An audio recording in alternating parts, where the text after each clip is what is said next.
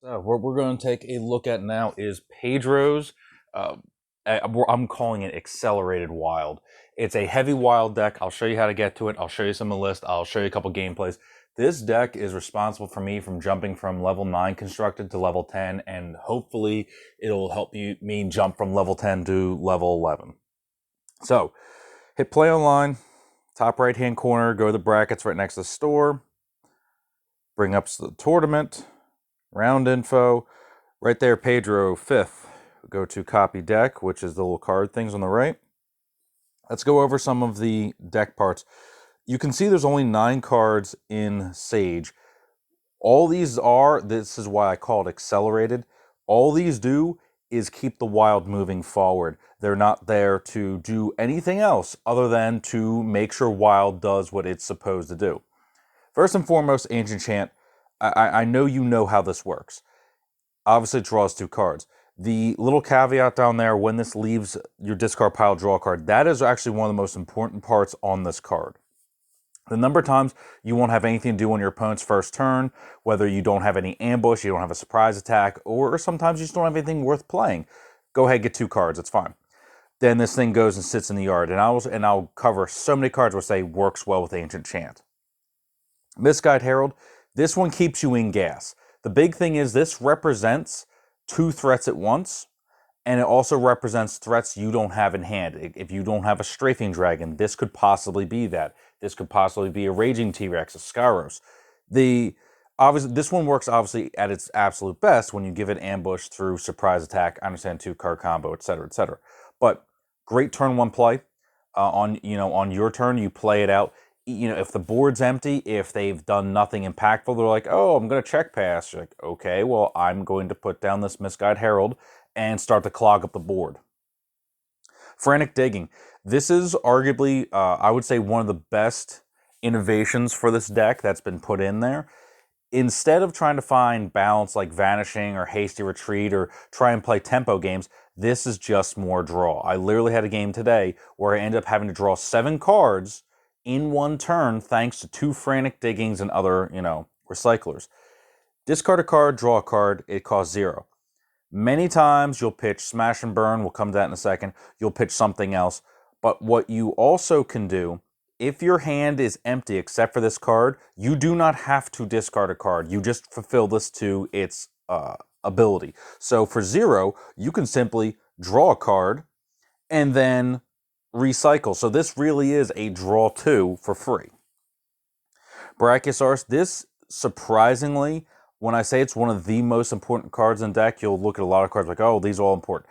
The big part here is this and Misguide Herald both put out 2 threats at once. Misguide Herald gives you a random, one of the random top 5.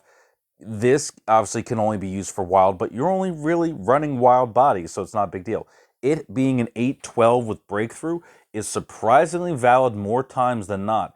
There'll be times where if they have a Kong in hand and you have a Brachiosaurus and a Raging T-Rex, quite common actually, they're going to have to choose between, do they want the bigger threat they can chump block, or do they want the breakthrough threat that will chew through tokens? Many times killing the Brachiosaurus is the better call. Right on to Draka. It's big. It almost always has Blitz unless something has gone horribly wrong, or obviously if you got a really bad draw. I generally am not going to play this without Blitz, just because I need it to do its attack ability of dealing 3 damage to all creatures a defending player controls. So many times you'll see like Shadow Imp decks run out their guys, they'll leave out their Shadow Imp, or it came off like a Misguide Herald, they'll leave out a few things like a Necromancer and a bunch of zombie tokens. You'll see scenario after scenario where Draka's Dragon Tyrant will just absolutely clear out half their board, if not all of their board. Plus, attacking for 9 isn't so bad. Draka's Enforcer, obviously at its absolute best during their end of their turn. You haven't spent your gold, put down a 7/7 Airborne, get a card off of it, it replaced itself. This deck is very evasive, and you'll see that. Draka's Fire, I am falling in love with this card. It only runs 2, and I think that's probably right. As much as I would love to see it more often, I can also see it clogging up your hand. The primary, the option that can be used on both players' turn, deal 5 damage to each champion player. If you're ahead in life and you know they're not running another wild deck, so you don't have to worry about getting burned out in, at following this up. Absolutely, all the time. I'll take 5 off them, 5 off me, clear out most of their small board. This doesn't kill many of your guys. It'll kill like Misguide Herald. It'll kill some of your zeros, your tokens, but not a big deal. On your turn, deal 5 to all their champions only, not them, and draw a card. It's useful. I will usually do it like, hey, I'm going to attack in with my gold open, even if it's the gold from the Brachiosaurus. I want to emphasize that gold doesn't go away until the end of the turn. So if you attack in with that gold open, they try to flash down, one of these minor angels or one of these zero drops with ambush, clear it out, and draw a card off it. Pretty good. Or, you can also always deal 5 to them as well with it. Fire Spirit. I really don't like this card. Now, I'm going to say it's a one of. That's fine. It's there when you get mired up in the weeds because obviously everything's better with surprise attack. I'm not saying it's not. It's much better with surprise attack because then you can spend gold on your turn as opposed to sitting around looking foolish. It does at least draw a card when it comes into play. Dealing 4 to champions only is not a part that I love, but it is an 11-9. So it is threatening. It's only 1 point smaller on the front, 1 point smaller on the rear than, say, a T-Rex, and it draws 1 card automatically. So this is somewhere in the bridge between a T-Rex and a Fire Shaman. So, I mean, as your 4th T-Rex, as your 4th Fire Shaman, it's not the worst. I just don't like it as much. Its ability comes in handy. The fact that whenever you pay a gold, which you'll be doing almost every turn, theirs and yours, and you can clear out, say, a demon token, you can clear out some of these minor flyers. On your turn, you clear out their Juggernaut because it's no longer indestructible, that sort of stuff. So it's acceptable. Fires of Rebellion, 2 count. Now, I do really like this card, but since it's not a board wipe, you kind of have to choose your timing. This is a great turn 1 play when it's used to kill their champion. The number of times I've seen Avenging Angel turn 1 or, here comes a Shadow Imp, you can actually take them out, which is, take it out, get your card back. That's pretty good use of gold. Obviously, 7 damage to opposing player, it's just more backup burn. This deck has so many ways to put damage directly at a player, it's ridiculous. Sorry about that. So Fire's Rebellion, it's backup burn, it's pinpoint that, you don't feel great using it on pinpoint, but when you're killing one of, say, their righteous guys, one of their ambush, surprise blockers, like, oh, it's Angel of Light. Shooting that out of the air before blockers are cleared, pretty good. Flame Strike 3 of, this is a dub. If you run a heavy wild deck, or even some decks don't even run heavy wild, this absolutely is a big threat. Between Flame Strike and Fire's Rebellion, if they go to 15, they are in a very real chance of dying in the next full cycle. The next gold you spend could be 8 or 7. The next gold after that could be the other 8 or 7. They're done. If they don't have life gain, basically any deck that doesn't have life gain or a way to stabilize life totals, not even just the board, they have to stabilize their life total and the board. In a way, this is almost reverse Kark because I'm only playing, 2 parts of a game. My life total overall, if I'm not playing against a wild deck or something that like a Shadow Imp deck that runs very heavy direct damage from Force Mage Apprentice, this deck will just not care about its own life total. It'll just start swinging in, and you just do math. Like, look, it's not going to kill me this swing. I can kill him in 2 swings. So it's pretty good. One of Hunting Raptor. I really like this at times. Other times, I'm not as enthralled. Obviously, the fact that his ambush and blitz comes down, deals 4 to a target if it is blitz. It's another ambush play, which always good to keep plays available on their turns. 4 damage to a player is not the greatest compared to some of the other sources of damage you have, but this will kill a surprising number of annoying, surprise blockers, whether they're tokens or something else. And if you're using your Brachiosaur or your Allosaur, which comes in later, they have breakthrough, meaning if they were blocked and then the blocker's removed, they then deal their damage, which is, it's very important to know that that's why your breakthrough champions are such a threat, is with the amount of direct damage you have in this deck, you can clear out even after they declare blockers and play pump and everything else. They can spend all their cards, think they're soaking up a ton of damage. You clear that out through whatever means that they're still taking the damage. Raging T-Rex, this is a duh. This is like one of the reasons you play the deck. It's basic. As long as you can trigger its loyalty, it's great, anytime. Getting 2 cards back and putting down a huge threat, this is like one of the defining cards of the deck. Now, learning to play this right, which I know should seem like a no-brainer, it's not as simple as you think, because there are times where, is this better if I have a surprise attack, this and something else, which one's the better play, so on and so forth. You have to know when to play this, because especially if you're overcommitting into a board, if you have, say, 3 champions out there and you're not running into any opposition, keep winning. You don't have to play this to get the cards. If you've only got like 2 cards in hand, okay, maybe you got to make the sacrifice and get some more cards in your hand. But the timing on this is probably 90% obvious. You run out turn 1, turn 2, scare them, get some cards back. But it's the mid-game times where you have to decide between burn to their face. You have to decide between combat tricks. When do I threaten? You'll see, hopefully through some of the plays of the deck, that the deck, while very intuitive, 90% of the time, it's that other percentage points where you have to start learning timing. Not as much bluffing. I actually almost am perfectly fine the opponent knowing what's in my hand. I'm like, I'm going to kill you with this stuff. What are you going to do about it? But it's also, you just have to learn to sometimes switch from very aggressive to just enough pressure to win the game, as opposed to gambling. Savage Uprising. Love this card, love this card, love this card. This deck is the reason I love this card. Before, it was like, oh, this or Hurricane, whatever. The fact that this deals it to only 1 gold champions means obviously tokens and zeros are left alive. There's some positive and negative to that. This will clear out most of your stuff, but you have stuff. Raging T-Rex, you have the Brachiosaurus, you have Scaros.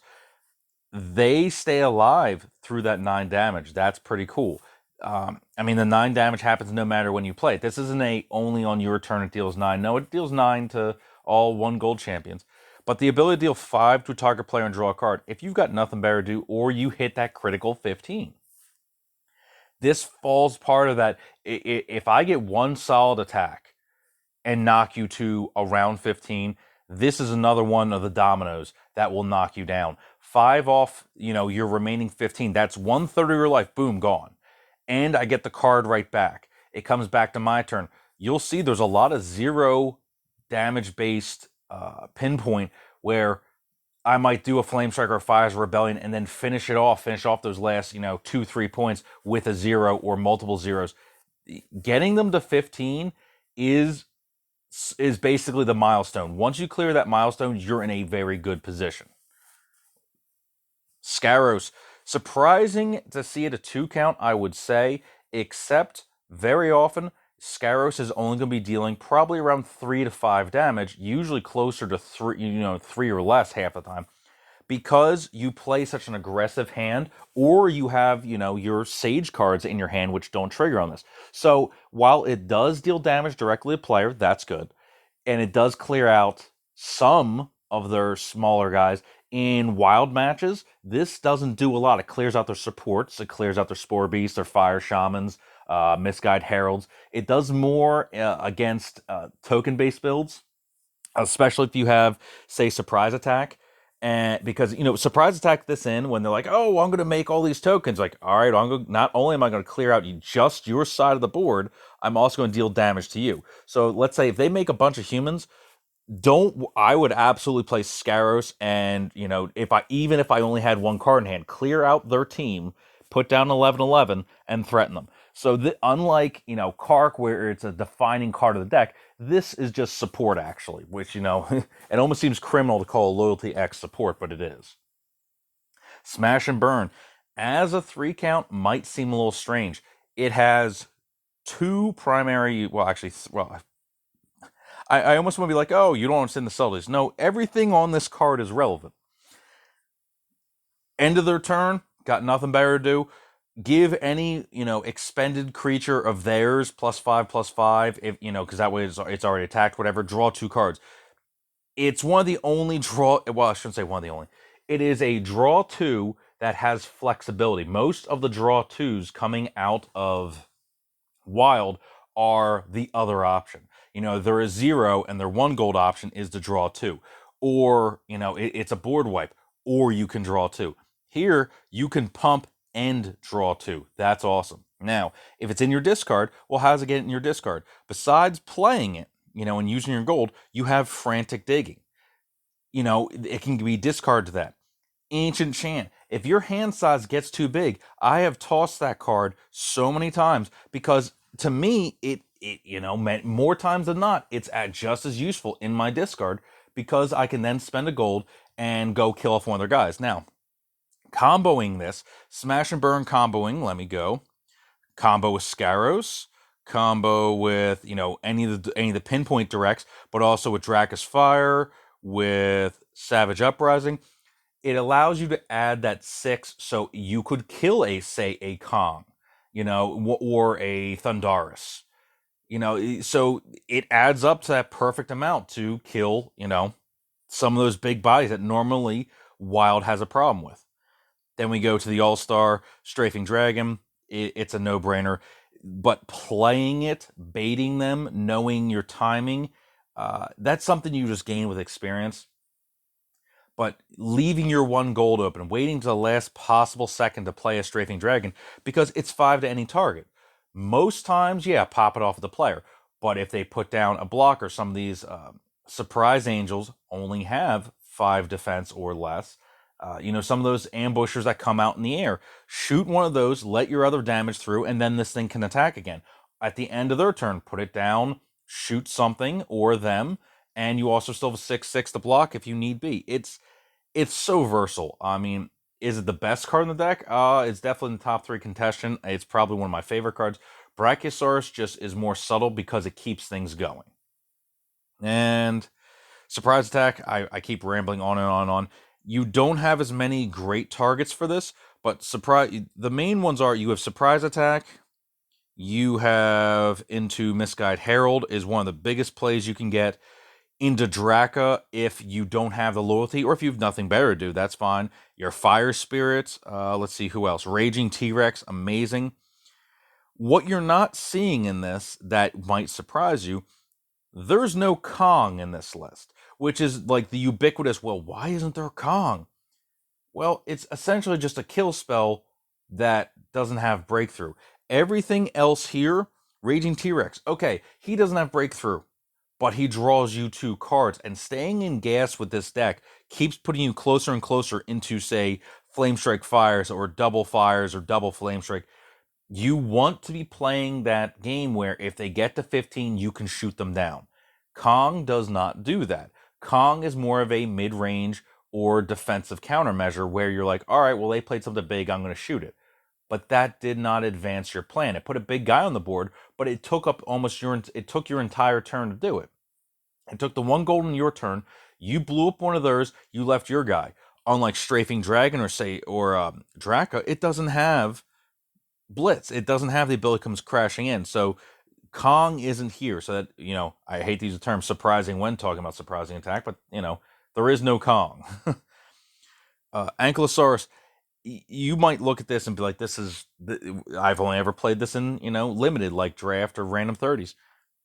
There are 2 factors to this. One, if you just need another guy on the board, turn 1, if you know what they're playing, like, like they went first and they kind of signaled you, like, oh, I'm playing, Heavy Sage or something like that, or they're playing Wild, running this out as a 0, 7/7 with breakthrough without the tribute, that's okay. It's not the worst. Also being reserved. If it comes to your turn, they just blew up the board on their turn. You want to represent threats, but you don't want to commit everything. Play this, pay the 1 gold, draw the card. So obviously it's somewhere flexible between Triceratops, which is a 10/10 with breakthrough, and this is only 7/7. But this has the option of being played for free. It has breakthrough, so it works with your Smash and Burn. It's going to work. Well, actually, I was going to say something else that's not here, because Rage does give breakthrough. But so, I mean, and it also works because it has breakthrough. If you burn out their blockers, and or with surprise Smash and Burn or whatever, it is going to get through for a bunch. It is a minor card in the deck, but for the way this deck operates, it's very good. It also avoids the all of your sweepers do not kill this in one shot because it's a 0, which means let's go back and read the text one more time really quickly. Savage Uprising only deals to 1 gold champions. Dracus Fire only deals 5. So it survives both of your own sweepers, which is very important when you start considering, well, when do I sweep? You can still play Ankylosaurus and then still play a sweeper, which I know that's one of those, well, why would you? But, sometimes your opponent makes tricky plays. Like you play Ankylosaurus, you have your gold open, you check pass. They're like, oh, I'm going to throw down Muse. All right, sweep the board, and your guy's still around. So, there are times where Ankylosaurus just being 0 is very good. Fire Shaman, it does some heavy lifting. On average, this thing will usually do probably 3 and then get itself killed, but for good reason. Or it might do 6 or more. The plays to know with Fire Shaman, play this out. Brachiosaurus gets you 3 damage. Whatever then 1 gold play off Brachiosaurus you get, that's another 3. You can either deal to the same target, you can split it. It does some extra, some lifting, but in a deck that's trying to be ultra fast, 3 points here, 3 points there, especially on your turn, boom, 3 points. Their turn, boom, extra 3 points. Comes back to you. If you get another 3 points, this thing dealt 9 points without actually attacking. And that's scary. It clears out small things. Shadow Imp can't attack in if you have a 1 gold open. You want to clear out some of their small tokens, clear out the gudgeon so that you can hit them in the face. This will do some work. Fireball, it costs 0, it deals 3. Pretty good. The 1 gold option on this, I've used it a few times. More often than not, I just use it as a 0 to deal 3 damage because often so it's basically kind of backup. It's a pseudo Dracus Fire because it can be 3 to that player and each champion they control, but often that doesn't kill a lot. Many times it's just extra burn. It's not committing your gold to killing something small. It works out. Flame Spike, 0 to deal 2 damage to any target and recycle. We've talked again, Ancient Chant. Send away Ancient Chant. This deck has the only cards that you care about being in your discard are Smash and Burn. Everything else can go away with no concern whatsoever. And, if it's a real matter of, you need 1 more card, cycle away the Smash and Burn. It happens. Rage, it can draw 2. It can also get Breakthrough and +4/+4. So this is a card you have to remember. Both modes are there. I've used it defensively. I've used it offensively. I've used it as a draw 2 when I need to. This really is this is literally like the poster child for what this deck can do, which is stay in gas, beat you down, and it takes a lot to take it out. And finally, the ubiquitous Wolf Bite. You see this more often than not, more times than Flame Spike, just because it puts a blocker out there. There are very few times I've actually attacked in with the Wolf. I have, because I have Rage or something else, or, Smash and Burn. But it deals 2 damage, often killing a lot of the 0s that they're going to try and sneak in there. Kill Force Major Apprentice. That thing should not live. Force Major Apprentice is probably one of the bigger 0-cost threats. Muse, in my opinion, is less of a threat than Force Major Apprentice, because usually Force Major Apprentice means they're erasing you, or they're altering combat, like you block a Kong with, a raged up T-Rex, so it would survive the combat. Well, the Force Major Apprentice is going to fix that. So Force Major Apprentice is probably one of the biggest enemies of the deck that thing can kill. Because Gudgeon is going to have to block at some point, or they're just going to be smashed down. So I'm not as worried, and the fact that the Gudgeon dies to everything kind of also helps. Now, I'll get some gameplay videos in, but I'm going to separate them from this one because I've been rambling on for a while. So when look for some of the gameplay videos, see how I play this. And again, this deck has served me very well. So Pedro, thank you for this list. It has been awesome.